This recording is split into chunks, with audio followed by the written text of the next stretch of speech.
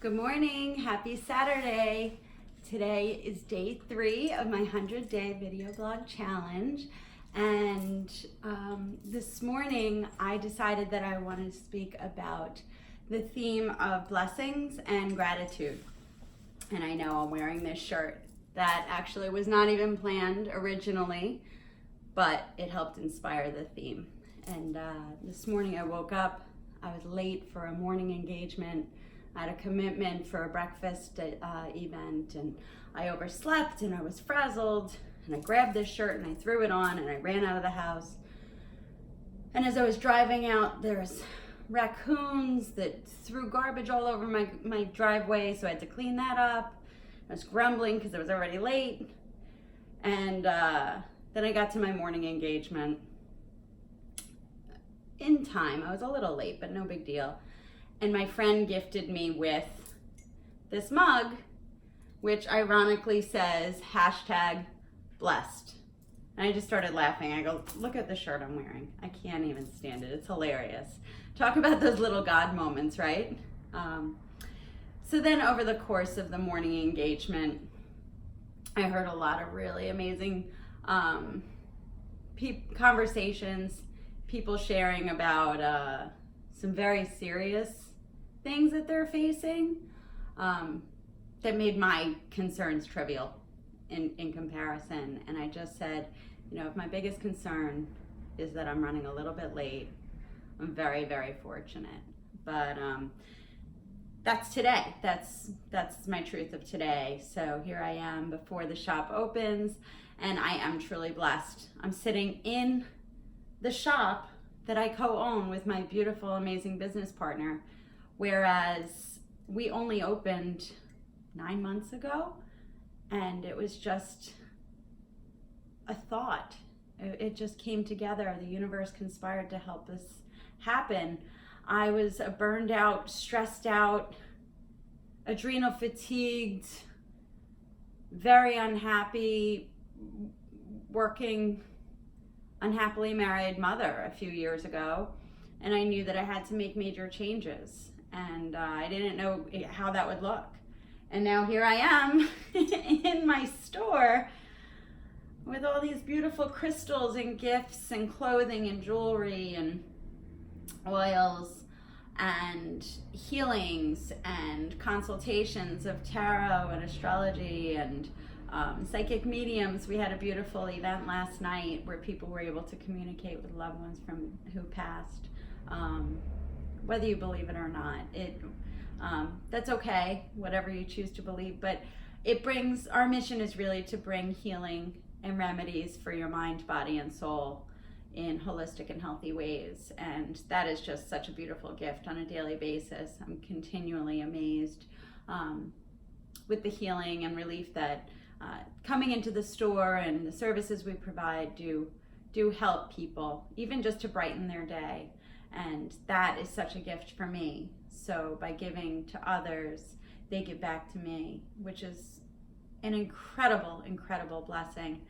I remember years ago, and I shared in yesterday's video, how I've suffered most of my life with anxiety and depression and feelings of not being good enough or stressing out way too much with aspirations of perfectionism, but never achieving that because perfectionism doesn't exist.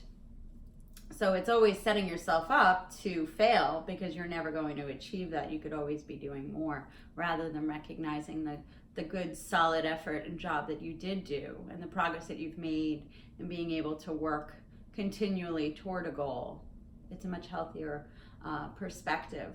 But years ago, when I first had an awakening, if you will, where I really started to shift my focus to self-care and self-forgiveness, I think it was 2015 is probably when that first started, when I started taking care of my health and my nutrition, and my energy levels improved and my sleep levels improved, and I truly made a dedicated effort to caring for myself rather than neglecting myself. And I know people often are so worried about being the caregiver and provider and helping to fix and help so many other people that they often forget about themselves. And you can't pour from an empty cup. You have to really be conscious about fueling your own self so that you can be of good service and be able to function properly, to be a contributing human being and a good human in society. Because if you're depleted and spent, you're not going to be in a good mindset or in any condition to be of service to anyone else. So that's a lesson that I learned a really hard way, and I'm very, very stubborn. So I'm happy to share ideas or things that have helped me.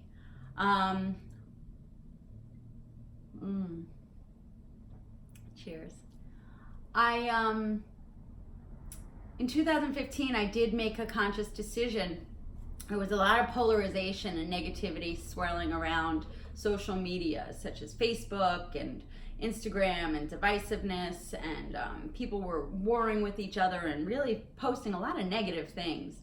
And I said, enough, I can't even take it anymore. But rather than just get off of social media, I felt that there was a need to provide positivity and no matter what negativity was going on, just messages of hope and strength and perseverance.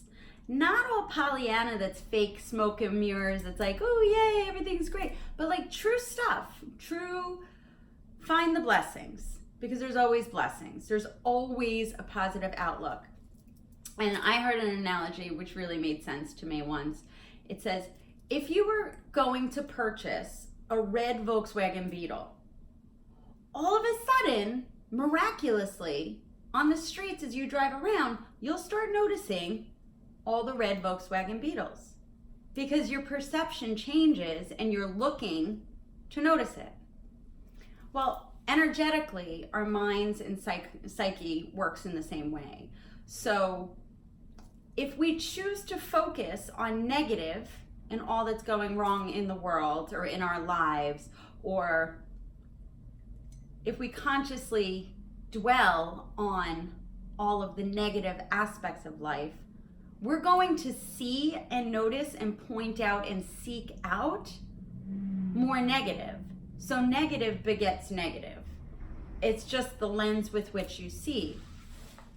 So conversely, if you start off and you say, I'm going to start my day with gratitude, even if it's a forced conscious decision, I'm going to start before my feet get out of bed and list 3 to 5 things that I am grateful for.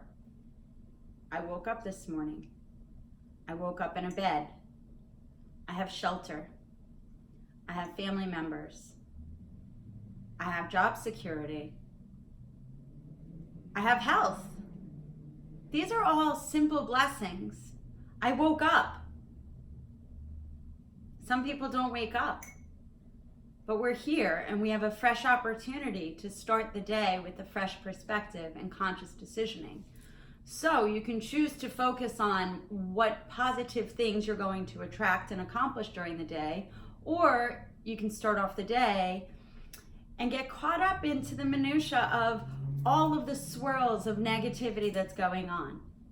So some things that I decided to consciously do. I eliminated the news from my life. I know it may sound crazy and naive, but my life is happier not listening to the news, because I found that with the newspapers and the news feeds and the politics across all spectrums, I was just getting consciously bombarded every day, all the time, with negative, and warring. And people who think that their opinion is God's law and that nobody else is right. And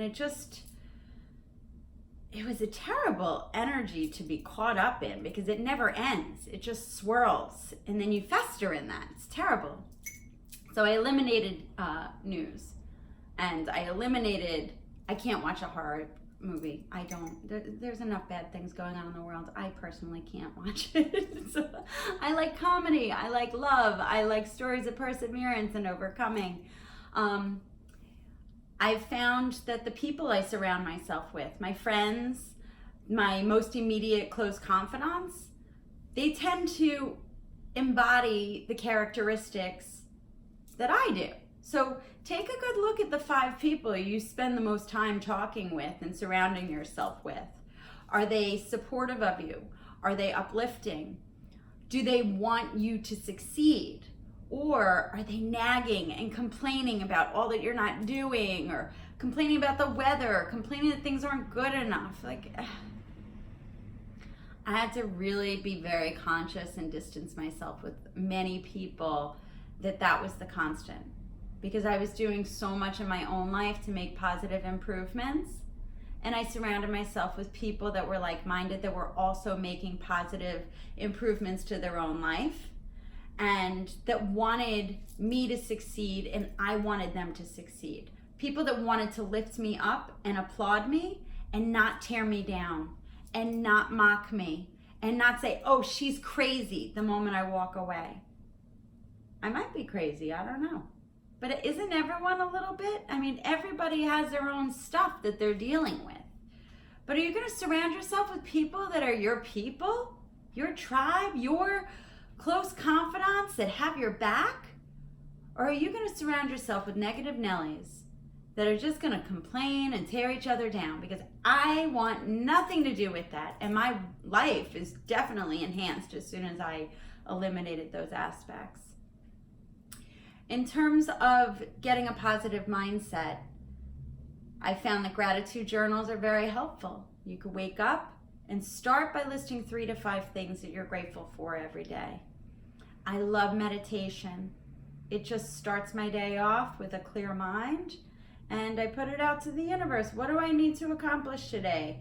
And I keep it very simple and positive and manageable, so I can have some stretch goals, but also have some tangible goals. So even if I'm making progress, it's progress in the good direction. I also learn from the people who have what I wish to achieve. So I think it's very beneficial to read in 10 pages a day, 10 pages in the morning of an inspirational book, or a memoir of somebody that you aspire to learn from, or a thought leader, or listening to a YouTube video of positivity. The resources are endless. But it's, again, starting off your mindset in the positive direction, so that throughout the day you're going to focus on the positive throughout the day and throughout life. And listen, we're all human. You're going to have moments where you're going to get frustrated, you're going to get angry, you're going to get upset. But then if you recenter yourself and say, all right, let's bring it back and put things in perspective. I'm blessed. I have my health. I have family members. I have friends I can talk to. And just balance it out. Usually those moments are moments instead of allowing it to consume you.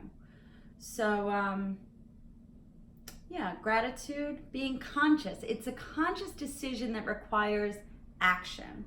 So you can't just read personal development books and be like, yay, all of a sudden I'm going to be a millionaire. Or you can't just say, like, I listened to 5 minutes of Tony Robbins, therefore I'm going to transform my life. Well, that helps plant the seeds, but then you have to take conscious efforts and actions to decision upon those things and follow suit and let that marinate and become part of your psyche and part of your modus operandi, your MO, so that way the lens with which you look through life and how you choose to operate on a daily basis is focused on finding the positive rather than focus on the negative. So if it's pouring rain, you're going to be looking to find the rainbows afterward. You're not going to be complaining about how the rain is ruining your day. And you're going to say, you know what? It's been really dry and the flowers need it and I don't have to water the lawn. And maybe I'm going to find a really awesome rainbow. Maybe a double rainbow. I don't know. I love rainbows. But it sounds hokey, but it works. And it's helped. And for anybody that has mocked me or said like, oh, that's too hippy dippy stuff, you know what? Try it. It's okay to be a skeptic. But I will take this positive focus and lens and outlook any day over the negativity, because everybody's struggling with something that you know nothing about. And to take on this attitude and to focus on the kindness, or focus on, maybe someone's having a really bad day and they're super grumpy, but your kindness and you giving them the benefit of the doubt is actually going to help lift them up and brighten their day. It's a beautiful gift. So it really will make you stand out from the masses, and you're going to feel better at the end of the day. It takes practice. It takes conscious practice.